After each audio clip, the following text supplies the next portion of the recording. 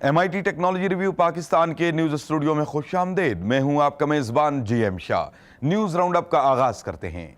Bulletin के आगाज में आपको बताते हैं कि हुकूमत पाकिस्तान अगले साल डिजिटल पासपोर्ट जारी करेगी। इस हवाले से हाल ही में director general I&P Usman Bajwa और फ्रेंच कंपनी Gemalto के नुमाइंदे ने एक मुआहिदे पर दस्तखत किए।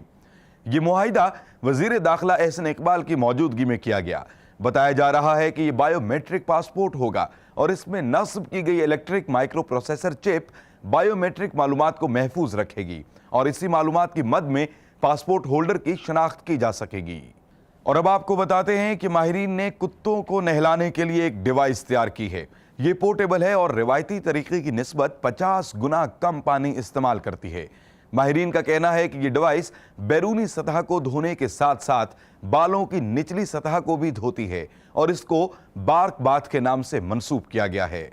और अब बुलेटिन के आखिर में आपको बताते हैं कि अमेरिकी माहिरीन ने दिल की धड़कन की पैमाइश लेने के लिए एक घड़ी नुमा डिवाइस तैयार की है। ये डिवाइस दिल की धड़कन को मॉनिटर करके इसे रिकॉर्ड करती है और खतरे की सूरत हाल पैदा होने से पहले आपको आगाह करती है ताकि आप बर वक्त डॉक्टर से रुजू कर सकें।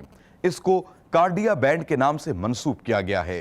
इसके साथ ही MIT टेक्नोलॉजी रिव्यू पाकिस्तान के न्यूज स्टूडियो से अपने मेजबान GM शाह को इजाजत दीजिए। अल्लाह निगहबान।